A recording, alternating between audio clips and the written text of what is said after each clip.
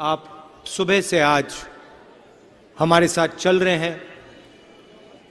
20-25 kilometre आप चले।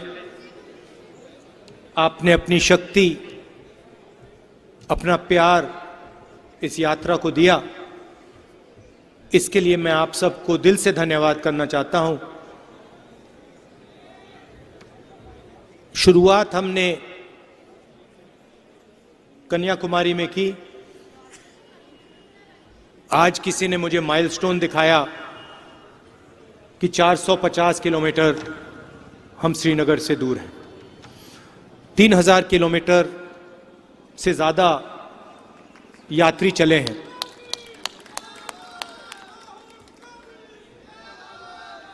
चलने के टाइम सब यात्रियों को लगा कि 3700-800 किलोमीटर चलना आसान नहीं है। मैंने भी सोचा, पहले 2-3 दिन में मैंने सोचा भाई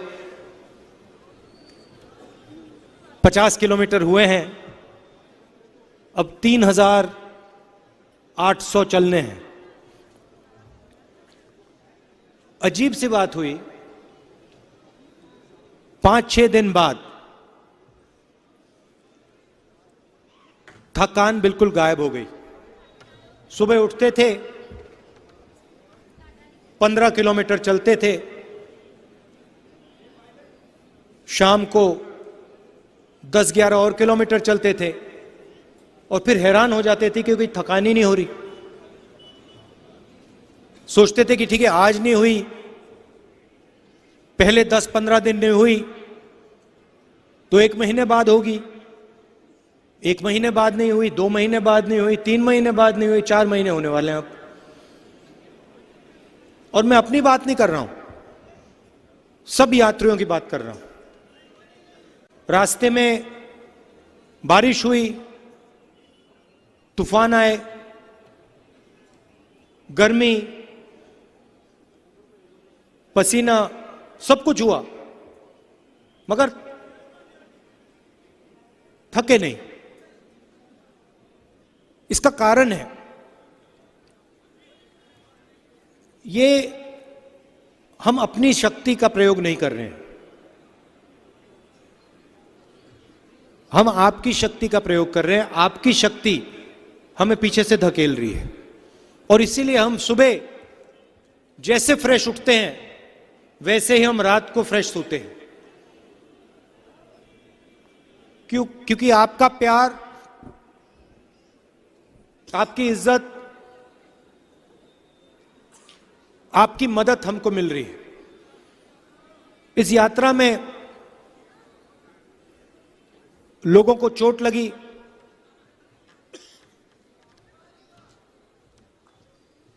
हमने बताया नहीं,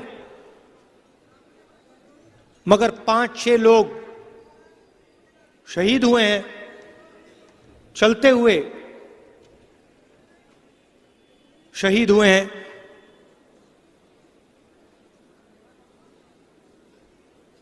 इस यात्रा का लक्ष्य क्या है? ये सब लोग और अब लाखों लोग चले हैं, हर प्रदेश में चले हैं। इसका लक्ष्य क्या है? कभी कभी कोई मुझसे आके पूछता है ये आप चल क्यों रहे हो? इसके 2-3 लक्ष्य हैं। सबसे पहला, किस देश में जो डर और नफरत फैलाई जा रही है, जो भाई को भाई से लड़ाया जा रहा है, उसके खिलाफ आवाज उठाने के लिए यह यात्रा चल रही है। मगर यात्रा में तपस्या की भी भावना है। सिर्फ मैं नहीं, लाखों लोग इस यात्रा पे चले हैं। हम मैसेज देना चाहते हैं। हिंदुस्तान के देखो, सरकार लाइट एक के बाद एक बंद करती जा रही है। अभी देखो ये भी बंद हो जाएंगी,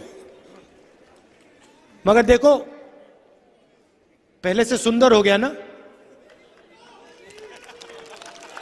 ये देखो, सुन ली बात। तो मेरा कहना है कि इस तपस्या का क्या मतलब है, क्यों कर रहे हैं हम 3000 किलोमीटर चले हैं, कोई बड़ी बात नहीं है, कोई बड़ी बात नहीं है। हमें रास्ते पे खाना मिला, सबकी मदद मिली, मगर हमसे ज्यादा इस देश के किसान, इस देश के मजदूर, इस देश के छोटे दुकानदार, स्मॉल और मीडियम बिजनेस चलाने वाले लोग, इस देश के युवा तपस्या करते हैं। जब एक युवा आईआईटी का एग्जाम को लेने के लिए तैयारी करता है तो वो एक प्रकार की तपस्या है। जब कोई स्टूडेंट 12वीं का एग्जाम लेता है वो तपस्या है। जब किसान अपने खेत में बीज डालता है वो तपस्या है। जब मजदूर इमारत को खड़ा करता है वो तपस्या है। और हमारा मैसेज ये है कि इस देश में तपस्वियों से चोरी की जा रही है। जो तपस्या कर रहा है इस देश में उसे तपस्या का फल नहीं मिल रहा है, और जो तपस्या नहीं कर रहा है उसको पूरा का पूरा फायदा मिल रहा है। किसान का कर्जा माफ नहीं किया जाएगा, मगर हिंदुस्तान के 2-3 सबसे बड़े अरबपतियों का 1 सेकंड में लाखों करोड़ रुपए कर्जा माफ किया जाएगा। तपस्वियों पे आक्रमण हो रहा है। पंजाब के किसानों ने जब वो सड़क पे खड़े हुए, 1 साल घर नहीं गए, उन्होंने तपस्या की थी। 700 लोग शहीद हुए, उनको मैं तपस्वी मानता हूं। और जब मैंने पार्लियामेंट हाउस में यह सवाल उठाया, मैंने कहा कि देखिए 700 किसान शहीद हुए हैं, मैं 2 मिनट मैं चाहता हूं कि पार्लियामेंट हाउस 2 मिनट उनकी याद में मौन रखे। सरकार ने कहा नहीं, कोई मौन नहीं रखेगा, कोई शहीद नहीं हुआ। वो किसान क्यों खड़े थे? वो अपनी तपस्या का फल मांग रहे थे। वो अपने खून और अपने पसीने का फल मांग रहे थे। 1 साल बाद प्रधानमंत्री जी कहते हैं कि हां गलती हो गई। 1 साल बाद देश के प्रधानमंत्री ने किसानों से 1 मिनट बात नहीं की। मैं आपको गारंटी देके कहता हूं, अगर यूपीए की सरकार होती, मनमोहन सिंह जी प्रधानमंत्री होते, तो मनमोहन सिंह जी स्वयं जाकर किसानों से बात करते। मैं आपको गारंटी कह के बोल रहा हूं, पक्का। कांग्रेस पार्टी के नेता किसान के पास जाकर कहते, भैया क्या चाहते हो, क्या हुआ? मगर यह सरकार सुनवाई नहीं करती। तपस्वियों पे आक्रमण, 3 काले कानून, नोटबंदी, गलत जीएसटी, जमीन अधिग्रहण बिल को रद्द करना, कोविड में जो इन्होंने किया, जो देश के सारे मजदूर पैदल चल रहे हैं, उनकी इतनी भी मदद नहीं की। यह तपस्या पर आक्रमण है, और यह देश तपस्वियों का देश है। तो उस भावना की रक्षा यह यात्रा कर रही है। हम चाहते हैं कि जो इस देश में तपस्या करे, जो इस देश को अपना खून पसीना दे, उसकी रक्षा हो और उसको अपनी तपस्या का फल, तपस्या का इनाम मिले। यह है यात्रा के पीछे सोच। बेरोजगारी बढ़ती जा रही है, महंगाई बढ़ती जा रही है। मैंने कहा शुरुआत में, मैंने कहा प्रेस के हमारे मित्र हैं, मगर जो मित्र करते हैं वो करते नहीं हैं। 24 घंटा नरेंद्र मोदी जी का चेहरा आपको टीवी पे मिलेगा। कभी आपने सुना मीडिया में, कभी आपने बेरोजगार शब्द सुना है? कभी सुना आपने कि देश में बेरोजगारी है? मीडिया ने कभी महंगाई की बात करी है? कभी नहीं। यह हिंदुस्तान की सच्चाई है। पार्लियामेंट में हम मुद्दा उठाने की कोशिश करते हैं, माइक ऑफ कर देते, कहते पार्लियामेंट में नहीं बोल सकते, अग्निवीर योजना पे नहीं बोल सकते, चाइना हिंदुस्तान के अंदर आ गया उसके बारे में नहीं बोल सकते, जीएसटी के बारे में नहीं बोल सकते, नोटबंदी के बारे में नहीं बोल सकते। इसलिए हमें रास्ता सड़क का अपनाना पड़ा। इसलिए हम कन्याकुमारी से कश्मीर चले और बहुत जबरदस्त रिस्पांस मिला, बहुत सीखने को मिला। मैं आपको बता रहा हूं, आप किसी भी यात्री से पूछो, जो हमने पिछले 3-4 महीनों में सीखा, जिंदगी भर में नहीं सीखा था पहले। जो आपने हमें समझाया, हिंदुस्तान के किसान ने, मजदूर ने, युवाओं ने जो हमें सिखाया, 3 महीने में, 4 महीने में जो आपने सिखाया, पहले हमने नहीं, सालों में नहीं सीखा। तो मैं आपका दिल से धन्यवाद करना चाहता हूं। ये जो महंगाई बढ़ती जा रही है, इससे चोट किसको लगती है? किसान को लगती है, मजदूर को लगती है। बेरोजगारी की चोट हिंदुस्तान के अरबपतियों को नहीं लगती, उनके बच्चों को नहीं लगती, हिंदुस्तान के आम नागरिक के बच्चों को लगती है। इसलिए हमने ये यात्रा शुरू की, बेरोजगारी के खिलाफ, महंगाई के खिलाफ और नफरत के खिलाफ। मैं भाषण में कहता हूं, फिर से दोहराऊंगा, नफरत के बाजार में मोहब्बत की दुकान खोलने निकले हम। और सिर्फ मैं नहीं, लाखों हिंदुस्तानी, करोड़ों हिंदुस्तानियों ने पिछले 4 महीने में नफरत के बाजार में मोहब्बत की दुकान खोली है।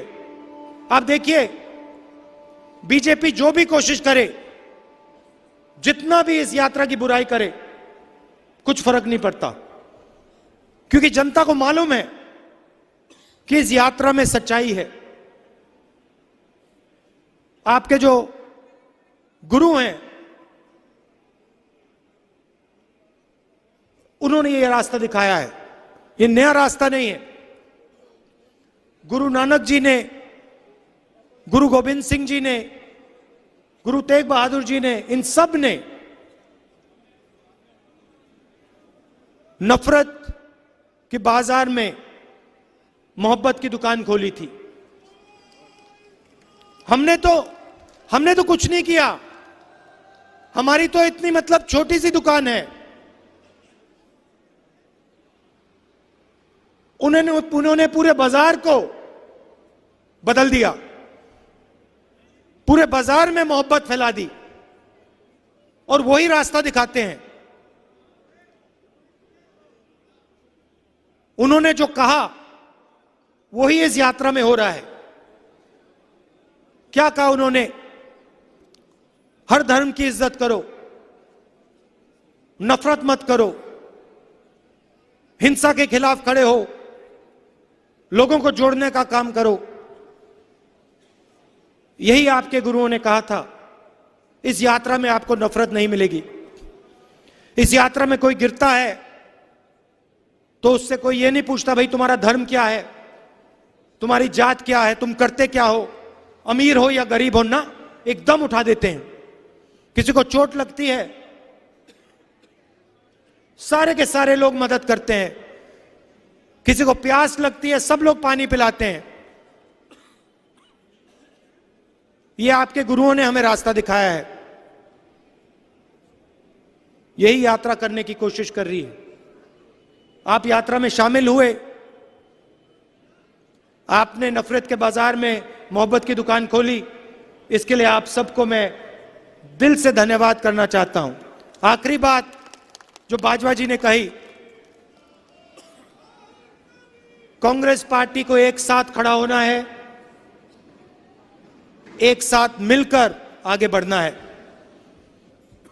कांग्रेस पार्टी एक साथ चलेगी, जनता के बीच में जाएगी, जनता से गले लगेगी, उसको कोई शक्ति नहीं हरा सकती।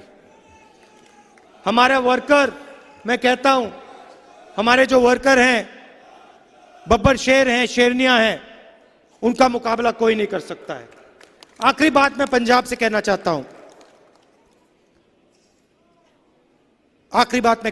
हूं, देखिए,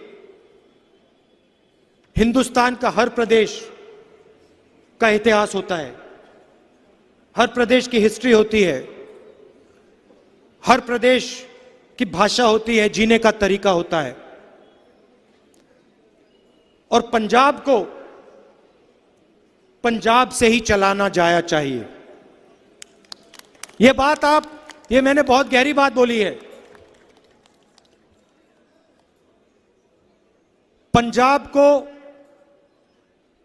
दिल्ली से नहीं चलाना चाहिए, पंजाब को पंजाब से चलाना चाहिए। और मैं पंजाब के चीफ मिनिस्टर से कहना चाहता